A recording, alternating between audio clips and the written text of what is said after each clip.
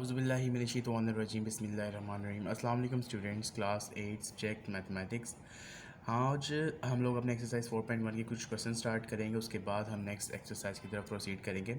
तो आज हम क्वेश्चन नंबर 4 एक्सरसाइज 4.1 का क्वेश्चन नंबर 4 करेंगे। तो क्वेश्चन है आपके पास, 15 labours earn ₹67,500 in 9 days, how much money will 10 labours earn in 12 days।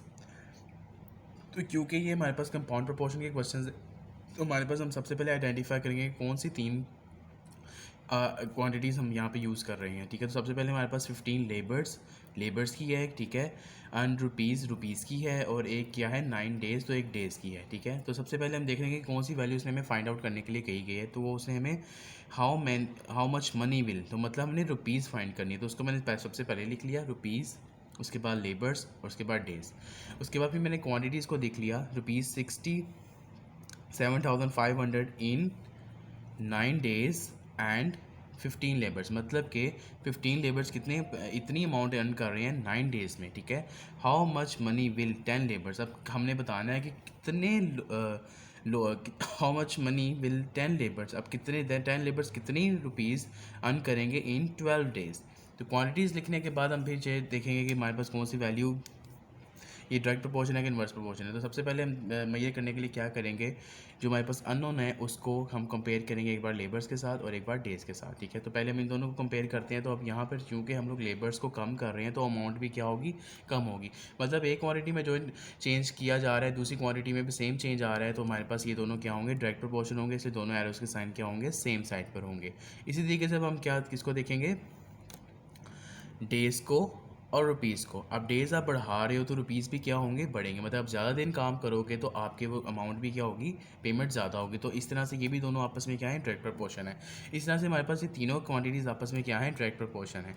और उसके बाद नेक्स्ट में हमने क्या करना है, हमने क्वेश्चन को लिखना है। जहाँ से हमने एरो स्टार्ट किया वहाँ से हम अपने क्वेश्चन को लिखना स्टार्ट करेंगे। एरोज यहाँ से स्टार्ट किया ऊपर, तो हमारे पास x/67,500 10/15 मल्टीप्लाई 12/9, मतलब जिस क्वांटिटी को आपने फाइंड करना है वो आपके पास लेफ्ट हैंड साइड पे आ जाएगी, फिर इज इक्वल का साइन, बाकी दोनों क्वांटिटीज़ एक साइड पे और वो मल्टीप्लाई होंगी। सिंपल हम इस चीज़ को मल्टीप्लाई करेंगे, दोनों वैल्यूज़ आपस में मल्टीप्लाई करेंगे। मैंने पहले 12 के 15 से इन दोनों की कटिंग कर दी 3 के टेबल में, उसके बाद फिर इनकी मल्टीप्लिकेशन करके 40 और 45 की बाद में आ गया, और 67,500 इधर डिवाइड हो रहा है, उधर आके मल्टीप्लाई हुआ, तो आपके पास इसका आंसर क्या आ गया, 60,000 रुपीज़। मीन्स टू से 10 लेबर्स 12 डेज़ में कितने अमाउंट अर्न करेंगे, दैट इज़ 60,000। इसी तरीके से नेक्स्ट क्वेश्चन की तरफ चलते हैं जी। नेक्स्ट क्वेश्चन नंबर 9 है आपके पास, 1,440 man had sufficient food for 32 days in a camp. ठीक है, अभी कैंप के अंदर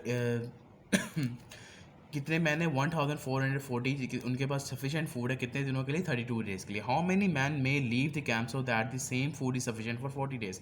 अब उसने आपको यहीं पे बता दिया कि अब आपने ये बताना है कि कितने मैन उसमें से चले जाएंगे, कि अब आपके पास फिर वही खाना वो कितने लोगों में डिस्ट्रीब्यूट हो जाएगा, कितने लोगों में नहीं, कितने डेज़ में, मतलब कि वो इतना ही खाना फिर कितने दिनों के लिए उन लोगों के लिए सफिशेंट रहेगा, 40 डेज़ के लिए। ठीक है, तो सबसे पहले उनके पास टोटल नंबर ऑफ़ मैन कितने हैं, 1,440, और टोटल उनके पास जो खाना है वो कितने दिनों का है, 32 डेज़ का खाना है। अब हमने बताना है कि यही खाना अगर वो कितने लोग इसमें से छोड़ के चले जाएंगे, वही खाना वो 32 की बजाय 40 डेज़ में कंप्लीट वो इसे कंज्यूम कर सकें। तो सबसे पहले उसने हमें यहाँ पे रेशो क्या दी हुई है फूड की, कि फ़ूड की इंक्रीज़ रेशो कितनी हो रही है, 1:1/2, मतलब कि एक क्वांटिटी उसने हिंट में भी आपको बता दिया हुआ है कि पहली क्वांटिटी 1 है, दूसरी क्वांटिटी 1। जब ये मिक्स फ्रैक्शन को इम्प्रॉपर फ्रैक्शन में कन्वर्ट करेंगे तो 3/2 आएगा। 3/2 को जब डिवाइड करेंगे तो आपके पास 1.5 वैल्यू आएगी, तो मैंने यहाँ पे वैल्यू डायरेक्ट 1.5 मेंशन कर दिया है। तो उसी तरीके से हम वैल्यूज़ लिखेंगे। मैंने हमारे पास 1440, फूड क्वांटिटी 1 है, और कितने डेज़ का खाना है उनके पास, 32 डेज़ का।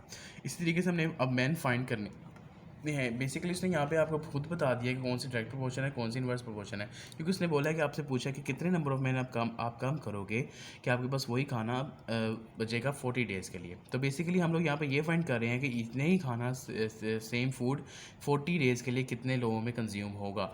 तो आपस में इसी तरीके से हम लोग उसने क्वेश्चन में जैसे बता दिया फूड की इंक्रीज आप बढ़ा रहे हो, मैन क्या कर रहे हो, कम कर रहे हो। इसने क्वेश्चन में ही आपको ये बात इस बारे में बता दिया। इसी तरीके से आप डेज़ भी बढ़ा रहे हो और मैन क्या कर रहे हो, कम कर रहे हो। तो ये भी उसने क्वेश्चन में ही आपको बता दिया। ये जो आपस में क्या है, ये क्वांटिटी इन दोनों क्वांटिटीज़ के साथ इन्वर्स प्रोपोर्शन है। इसलिए अब हम इसको आगे प्रोसीड करते हैं। तो हम उसी तरीके से मेथड से लिखेंगे एरोज़ के साथ x/1440, 1 over divided by 1.5 and 32 divided by 40। Simple multiplication करेंगे तो 32/60 आ जाएगा। बाद में 1440 इधर डिवाइड होकर आके मल्टीप्लाई होगा तो आपके पास 768 वैल्यू आएगी। ये बेसिकली वो मैन नंबर ऑफ़ मैन है जो जिनके लिए 40 डेज़ के लिए खाना इनफ है, ठीक है। तो अब हम बताएंगे कितने लोग छोड़ के जाएंगे। तो हम सिंपल क्या करेंगे, इस अमाउंट में से 768 को सब्ट्रैक्ट कर देंगे तो आपके पास रिमेनिंग अमाउंट आएगी। तो ये आपके वो नंबर ऑफ़ मैन होंगे जो लीव कैंप को छोड़ के चले जाएंगे। तो उसके बाद आपके पास जो खाना होगा वो कितने डेज़ के लिए होगा, 40 डेज़ के लिए इनफ होगा। तो आपका रिक्वायर्ड आंसर कितना होगा, 768 ये मैन होंगे, ठीक है। तो रिक्वायर्ड आंसर आपके पास वो है 672 मैन, मतलब इतने मैन कैंप को छोड़ के जाएंगे जो उसने आपसे क्वेश्चन में पूछा था। नाउ अब हम अपने अगले एक्सरसाइज की तरफ जाते हैं, एक्सरसाइज 4.2, जिसमें हमने पार्टनरशिप के बारे में स्टडी आउट करना है।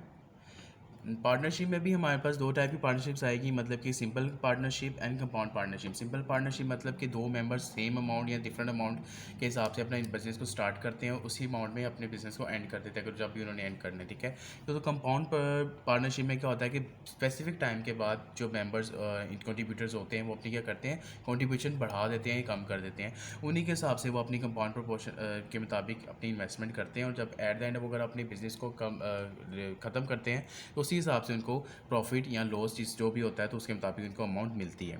तो हम अपने क्वेश्चन की तरफ चलते हैं। हमारे पास जो फर्स्ट क्वेश्चन है एक्सरसाइज 4.2 का क्वेश्चन है आपके पास, Aslam and Akram invested ₹27,000 and 30,000, मतलब कि 27,000 असलम ने इन्वेस्ट किए और 30,000 अकरम ने इन्वेस्ट किए to start a business. If they earn a profit of ₹66,500, मतलब उनको कितना प्रॉफिट हुआ, 66,500 का उनका प्रॉफिट हुआ at the end of the year, साल के एंड में। तो find the profit of each one, मतलब आपने बताना है कि जिसने जितनी इन्वेस्टमेंट की थी उसके मुताबिक उसको कितनी प्रॉफिट दिया जाएगा। तो हम अपने क्वेश्चन की तरफ प्रोसीड करते हैं। तो सबसे पहले हम दोनों के शेयर्स को लिख लेंगे रेशो की फॉर्म में, Aslam share and Akram share. तो असलम का शेयर ये है और अकरम का शेयर ये है। तो हम दोनों को सिंपलीफाई करेंगे सेम टेबल पे डिवाइड करते हुए। सबसे पहले 1000 पे डिवाइड किया, फिर हमने दोनों को किस टेबल पे डिवाइड किया, 3 के टेबल पे डिवाइड किया। अब ये हमारे पास दोनों की रेशो आ गई 9:10, मतलब इस रेशो में दोनों ने इन्वेस्टमेंट की थी, असलम ने 9 और अकरम ने 10 रेशो में, ठीक है। तो अब हम इनकी जो प्रॉफिट हुआ है उनको डिवाइड करेंगे इसकी फॉर्म में कि किस तरह से उनको दोनों जो प्रॉफिट अमाउंट है वो उन दोनों को दोनों में डिस्ट्रीब्यूट होगी। तो सबसे पहले हम रेशो का सम कर लेंगे, वो हमारे पास क्या आएगा, 19। प्रॉफिट अमाउंट है हमारे पास 66,500। अब हम प्रॉफिट अमाउंट किस तरह से फाइंड करेंगे, तो सबसे पहले असलम का जो रेशो आई है हमारे पास उसको हम डिवाइड करेंगे सम ऑफ रेशो के साथ, 9 डिवाइडेड बाय 19, और मल्टीप्लाई कर देंगे उसको प्रॉफिट अमाउंट के साथ। तो हमारे पास असलम की प्रॉफिट अमाउंट आ जाएगी। इसी तरीके से हम अकरम की प्रॉफिट अमाउंट फाइंड करेंगे। अकरम की रेशो को डिवाइड करेंगे सम ऑफ रेशो के साथ और मल्टीप्लाई कर देंगे उसी अमाउंट के साथ। तो आपके पास उसकी वैल्यू क्या आएगी, 35,000। अब इन दोनों अमाउंट को जब आप सम करोगे तो आपके पास यही अमाउंट आएगी जो उसकी प्रॉफिट अमाउंट है, 66,500। तो ये इन दोनों का प्रॉफिट शेयर होगा जो इनको रिसीव होगा। ये क्वेश्चन थे हमारे पास सिंपल पार्टनरशिप के। बाकी जो आपने इसके जो रिमेनिंग क्वेश्चन ट्राई करने हैं वो क्वेश्चन नंबर 2 और क्वेश्चन नंबर 4 ट्राई करना है। बाकी जो इसके क्वेश्चन हैं वो सारे कंपाउंड पार्टनरशिप के हैं, तो वो हम इंशाल्लाह नेक्स्ट लेक्चर में स्टार्ट करेंगे। Thank you so much.